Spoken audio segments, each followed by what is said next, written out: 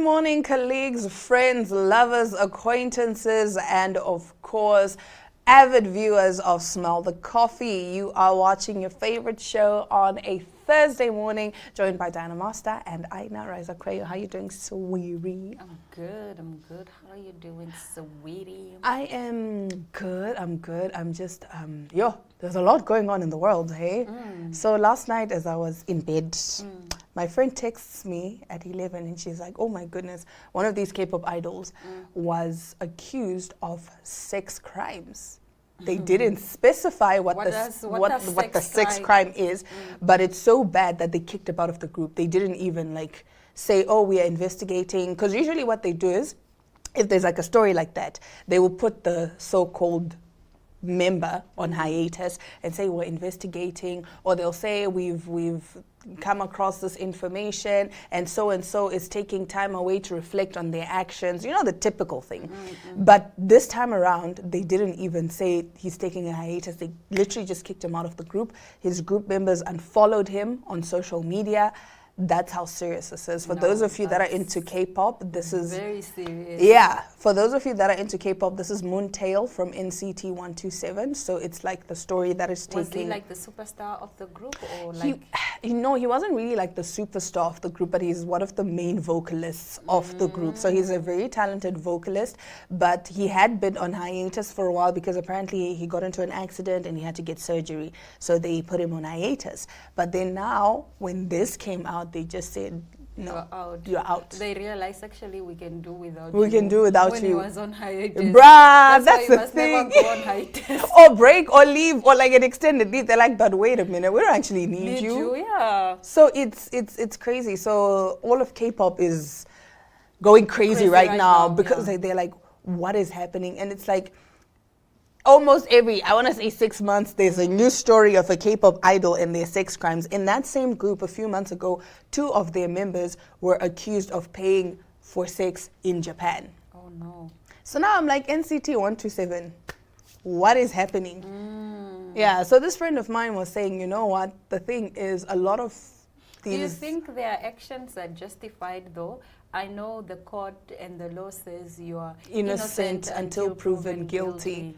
Do you think we as society should cancel people at the word of victims, or should we wait for them to be, proven guilty, to actually have confirmation, that this person actually did do this, instead of going to the extreme? What if then later you find comes out, the people were just accusing him, they were lying? Because we do have cases where people are vicious and people are vile and they accuse other people. And they want their 5 minutes of fame and then later on they come back and say, oh no, we are so sorry, I'm so sorry, I was in a bad mental state, I didn't mean it, I would like to. But you've ruined someone's career. Yeah, you've ruined not only career, their reputation, life, mental health, yes, also, everything gone down the drain.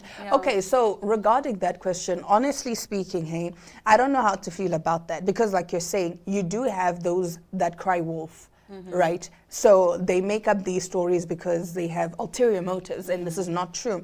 But then again, there's always that thing of, but what if it's true? And now I've sided with maybe like a sexual offender, things like that. Because neutrality, I also say, is kind of like taking a side in a way. If you're neutral, you are definitely agreeing. Yeah, exactly. So it's just very weird. With him, though, I'm like, okay, because of with how they denied Johnny and Haechan's scandal in Japan and said, no, we're getting into this, we're looking into it, and we're going to take serious legal action against these people, right?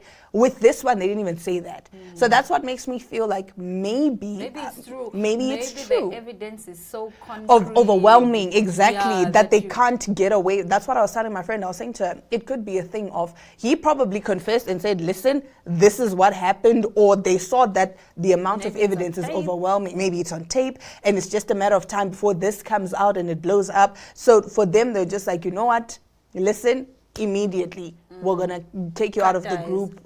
Because they saw that, you know what, this evidence is just overwhelming, because they wouldn't have taken such a drastic measure if it was just rumors. And all the squad members unfollowing you.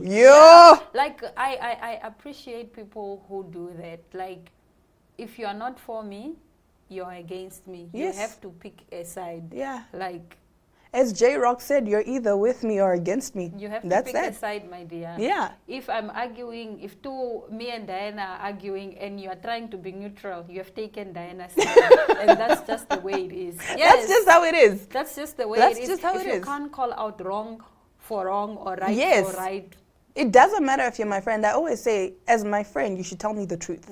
You should tell me, no, Diana, here you were wrong. You overreacted or something like that. Because are you really my friend if you're letting me embarrass myself and you're letting me continue to dig myself deeper in this hole? Those tiptoeing friendships. No. You can't Tiptoeing, tiptoe walking on around eggshells. it. Like, why No. are we friends if we Why have are we to friends? tiptoe around each other? Exactly. As a friend, I should be able to tell you the truth as it is, whether you like it or not. But that's what makes me your friend, because everyone else who doesn't like you will keep telling you and giving you the wrong advice because they want to see you fail. Yes. They are trying to catch you slipping. Haters are always trying to catch you slipping. But anyway, that is it for our little intro. We'll be right back with our top stories right after this. Welcome to Namibia, where adventure meets tranquility. With Enjoy, you have access to a wide range of accommodations to suit every traveler's taste and budget. Experience the finest dining and hospitality Namibia has to offer. Booking your dream accommodation is just a few clicks away with Enjoy. Join thousands of happy travelers who have trusted Enjoy for their Namibian getaway. Your gateway to unforgettable Namibian adventures.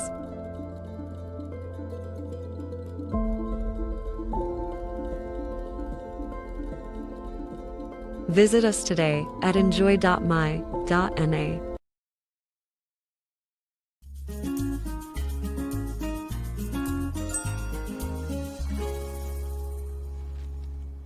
Now, it's not just the K-pop industry that's got a lot going on. Even in Hollywood, Matthew Perry's assistant and ketamine queen attempted to cover up Star's overdose, and this is according to documents. Court documents reveal that Matthew Perry's assistant, Kenneth Iwamasa, along with drug dealers Eric Fleming and Jasveen Sangha, known as the ketamine queen, attempted to cover up Perry's ketamine overdose after his death on October 28, 2023. The actor had been injected multiple times with ketamine supplied by Sangha and delivered by Fleming, leading to his death. Immediately after learning of Perry's passing, Sangha and Fleming discussed how to delete digital evidence from their phones. Sangha instructed Fleming to delete all their text messages and updated the settings on the encrypted messaging app Signal to automatically delete messages. 2 days after Perry's death, Iwamasa told Fleming he had cleaned up the scene by getting rid of the syringes and ketamine vials and claimed, "I deleted everything." In a text message to Sangha, Fleming wrote, "I'm 90% sure everyone is protected. I never dealt with victim MP, only his assistant. So the assistant was the enabler."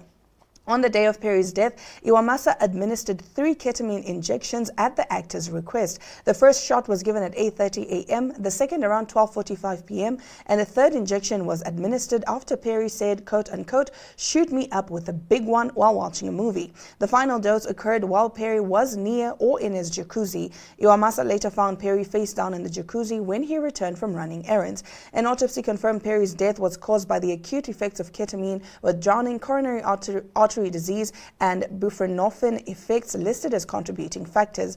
Fleming had delivered 50 vials of ketamine to Iwamasa in October, which the assistant used to inject Perry 6 to 8 times daily in the days leading up to his death. Now, Dr. Salvador Plasencia and Mark Chavez worked to supply Perry with ketamine, U.S. Attorney Martin Estrada alleged. Perry's acquaintance Eric Fleming said he obtained ketamine from alleged drug dealer Jasveen Sangha and distributed the ketamine that killed Perry, according to prosecutors. And Perry's assistant, Kenneth Iwamasa, injected the actor with ketamine despite having no medical training, Estrada said. So which one is Perry? Matthew Perry is the one in the middle. He's the Friends actor that passed away last year. On the left there, that is his assistant, Mr. Iwamasa. On the right, that's Jasveen Sangha, who is the ketamine queen. Now, those other two, the one in the far right and the one right in the middle there next to that anonymous picture, those are the doctors that basically... So what is ketamine?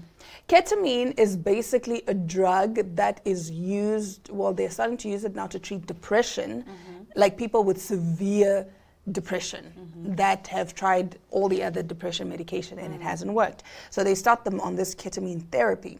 But then now, because Matthew Perry used to struggle from, like he had a drug problem back when he was on Friends and all of that.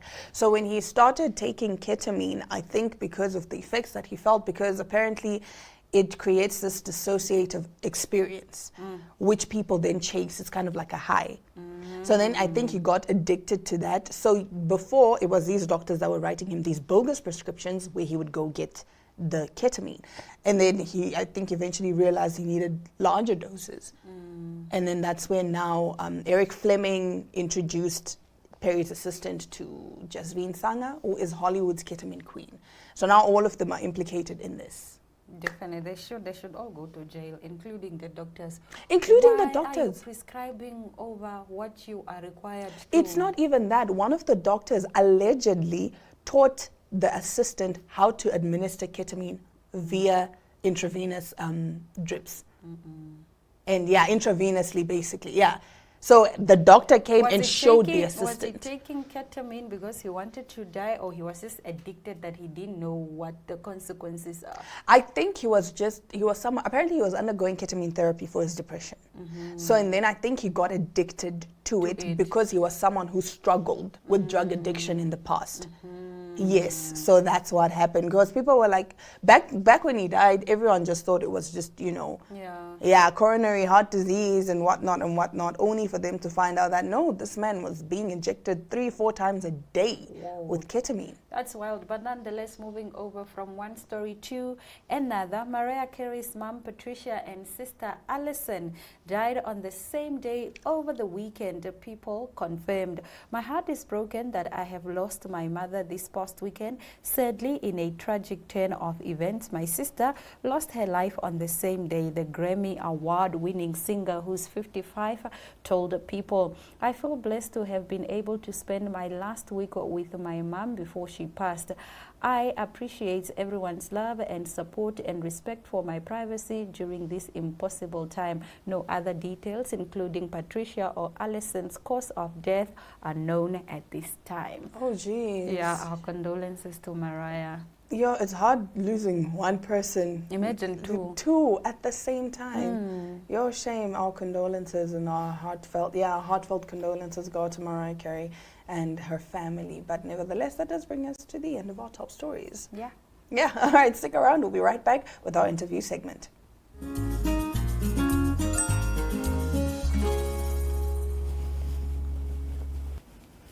Today on Smell the Coffee, we are joined by Vernon van Wyk. He is here to talk about the Vinyls Comedy Hour. This is a thing that happens in Windhoek. All the cool kids go there, and if you have never been there, like me, shame, man. Boo to us, boo to us. But what I love about this initiative is that it continuously happens. So if you don't attend edition 1, can go to edition 3, edition 4, edition 10, and all the other editions. So if you're having a little bit of FOMO, 5 September is where it's at. How are you doing? I'm great, thank you. How are you, Anna? I am fantastic. So you are the organizer of the Vinyls Comedy Hour. Tell us how the idea first came about. We started back in 2021, post-COVID, just right after COVID when things started getting back up. And me and Alois have been friends for a while, Acharop. I've been friends for a while, and he was the comedian, and he, as the comedian, reached out to me as the event organizer to say, yo, can we do something, maybe a one-man show for him, because he used to do comedy back in, like maybe a couple of years back, but he stopped. So when he got back to Namibia from SA, he wanted to get his career up and running again, and thank God we did, because right now he's one of the most coveted comedians in the country. Yeah. So we reached out to a couple of venues. Some said no, and then fortunately Vinyls had the same vision. So we made it a monthly thing, and since September 2021, we've had over 30 shows. I even lost count because I've been counting. I've been counting, but somewhere between 25 to 30, I've lost count. Yeah. Yeah. Now you're just we're let's go. Okay, let's just say you have over 30 editions. Yes. Right? How has the event evolved over the years, over the editions? The consistency has been crazy.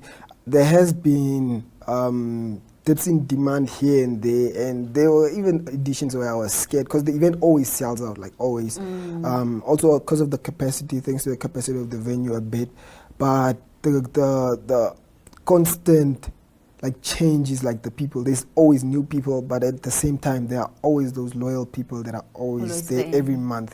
So I'm grateful for those ones, especially in the new ones that come through. All right, cool. Let's take a trip down memory lane. What are some of your favorite moments about this event?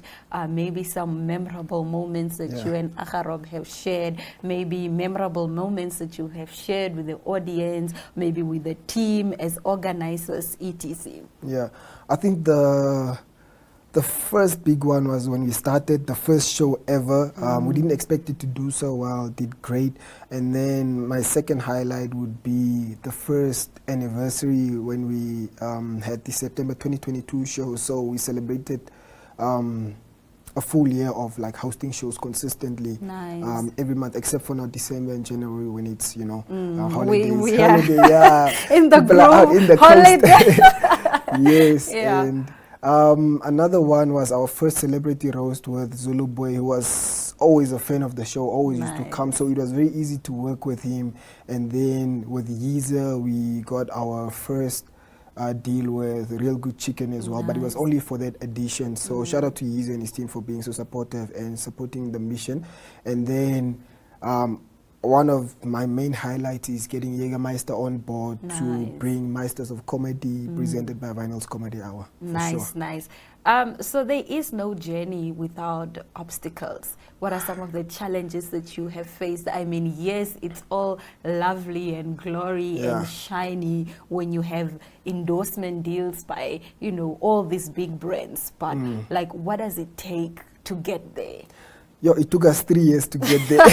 So that was a challenge on its own. So I think all event organizers can relate to going into an event without a sponsor that can cover your expenses, the stress that comes with it, because you have to make sure you sell out so you can pay your expenses. So that's stress. But now we are good now. I think we are good now. And also just having to sell tickets, because you never know, man. This show might be great, might sell out, and then the next one might be a bit slow. So, and as Namibians, we love last minute things. We love last minute. we love I want to change. Like, I don't know what's going to happen tomorrow at 6 p.m.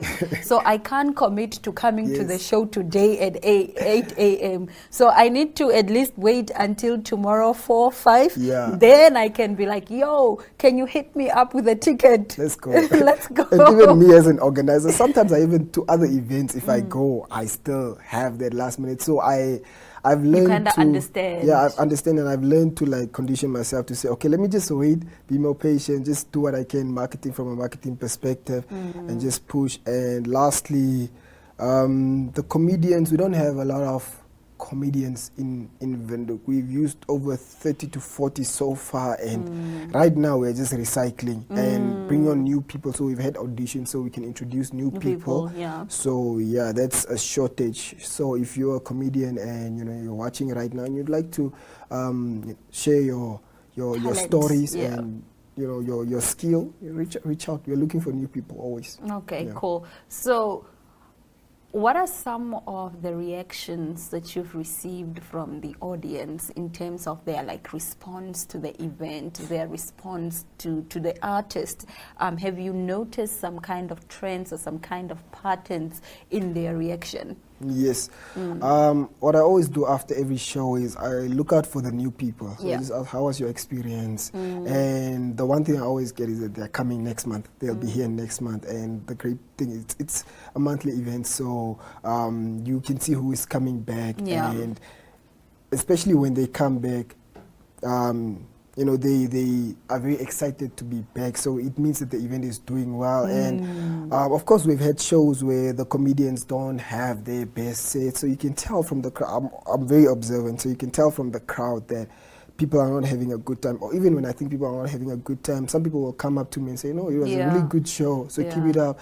And that means a lot. Yeah, no, but some people aren't like expressive. Yes. Some people will be there having a straight face, but they're having the best time of their lives. Exactly. So yeah, I think maybe to have conversations is better than to observe. Definitely. Because observing, some things might get lost there. Yes. Okay, but what kind of impact do you want Vinyl's Comedy Hour to have on the culture, to have in this lifetime in general?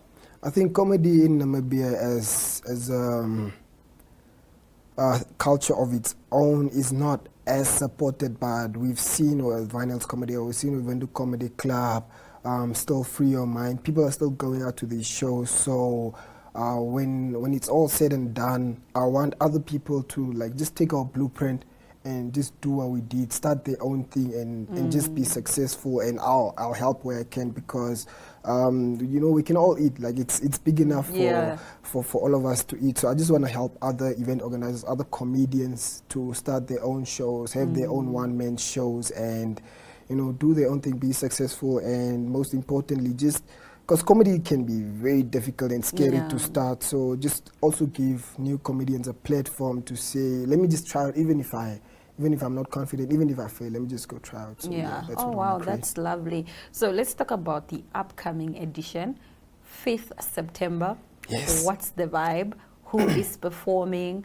How much is the damage? Where can I get the tickets? etc. Can I call you like at 6:50 when the event is starting at 7? Oh, I know.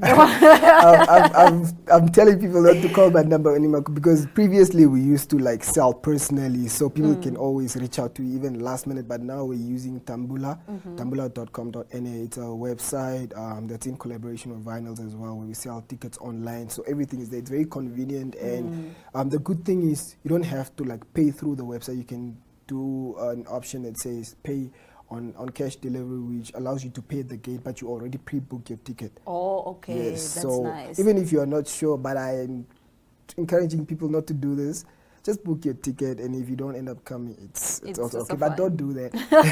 But yeah, next show, 5th of September, it's our 3rd anniversary, 3 years running now. You can say 4 years, but like 3 years straight, you count from September to September.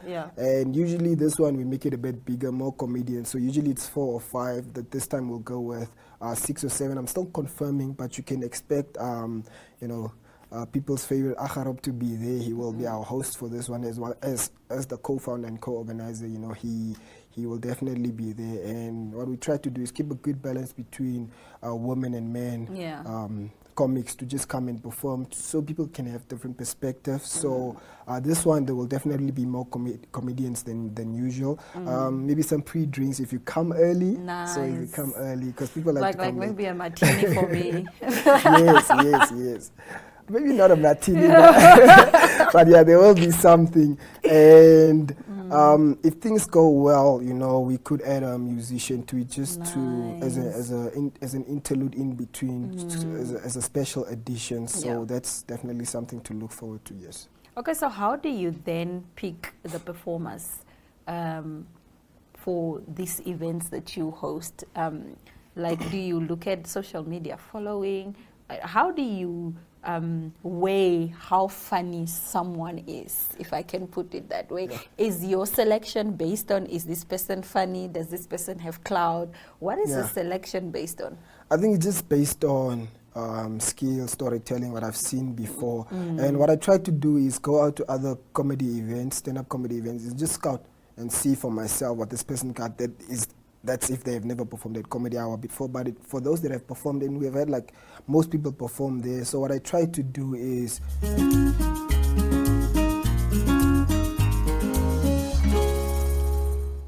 That's it from Dynamaster and Aina Riza Koyo for this week. But tomorrow, Glenora Shapura will be keeping you entertained. We do hope you have yourselves a beautiful, fantastic Thursday. We'll be seeing you again on Monday.